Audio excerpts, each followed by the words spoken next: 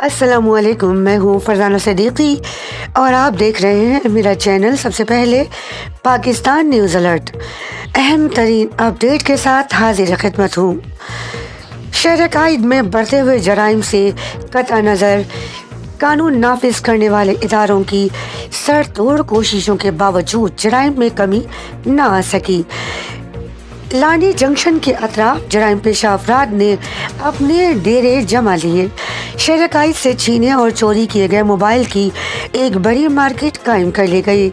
लानी railway station मंशियात फरोशों और डकैतों के लिए किसी जन्नत से कम नहीं। मंशियात फरोशों को खुली छूट, रेलवे पुलिस, इलाका पुलिस हुदूद के तनाज़ुर में मिल गई क्योंकि वो अपनी हुदूद पर ही मुत्तफिक न हो सके, जिसका सबूत ये वीडियो है जो आप देख रहे हैं। और अब बात करते हैं अल खिदमत के टाउन्स को नाकाम करने का मंसूबा। कलरम बल्दिया बस्ती में आखिर चल क्या रहा है?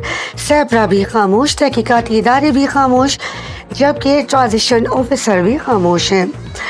कलरम बल्दिया ज़िला बस्ती के नॉन प्रोफेशनल चाइना इंजीनियर्स ने इंतहाई भोंदे अंदाज में तरक्याती कामों के नाम पर बदउनवानियों का बाजार गर्म कर दिया।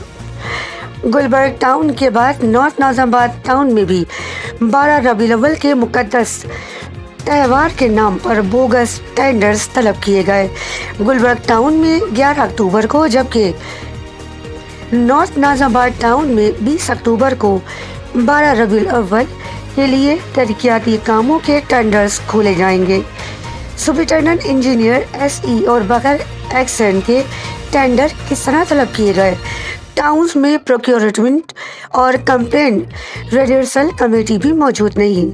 सीनियर अफसरान ने तरक्याती कामों के नाम पर मज़कूरा फ्रॉड को अल खिदमत के टाउन्स को नाकाम करने का मंसूबा करार देते हुए फौरी तौर पर तहकीकात और आला हुकाम से नोटिस लिए जाने का भी मुतालबा कर दिया। और अब बात करते हैं दुनिया भर से खबरों की। हमास के जवाबी एक्शन से दुनिया दो हिस्सों में तकसीम हो गई। इसराइल के खिलाफ हमास की जवाबी कार्रवाई के मामले पर दुनिया भर में कहीं इसराइल की हिमायत की जा रही है तो कहीं फ़लस्तीन के साथ इज़हार यकजहती किया जा रहा है। अमेरिकी सदर जो बाइडन ने कहा है कि उनका मुल्क चट्टान के साथ इसराइल के साथ है, जबकि भारतीय वज़ीर आज़म नरेंद्र मोदी ने हमास के हमले की मजम्मत की। बरतानवी वज़ीर आज़म ऋषि सुनक, फ्रांसीसी सदर Emmanuel Macron, German chancellor Olaf Scholz और इटली ने हमास के हमले की मजम्मत करते हुए कहा कि तुल अबीब को अपने दिफा का हक हासिल है।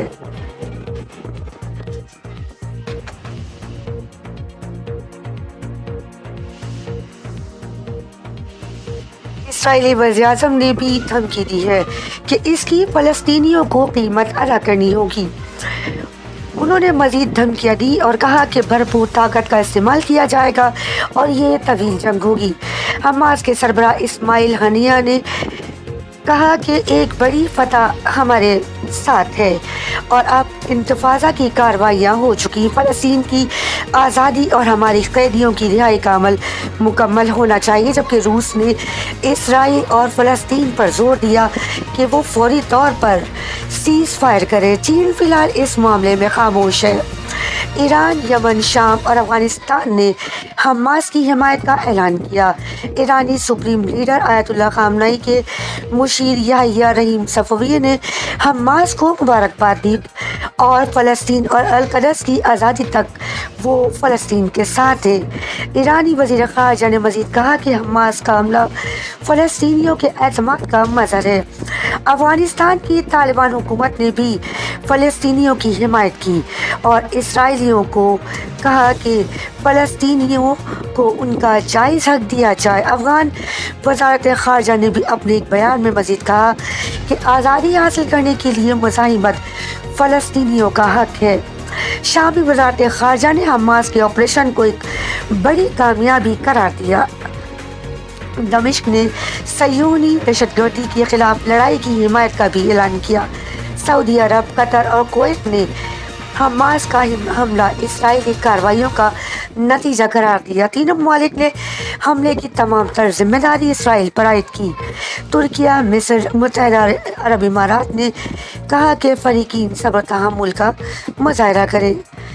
فلسطینی صدر محمود عباس نے کہا کہ اسرائیل پر حملے اس کی نسل پرستانہ کارروائیوں اور جارحیت کا جواب ہیں۔ اور خبروں میں فی الحال آج کے لیے اتنا ہی۔ مزید خبروں کے لیے دیکھیے میرے چینل کو اور دیجیے اجازت۔ اللہ نگہبان۔ سب سے پہلے پاکستان۔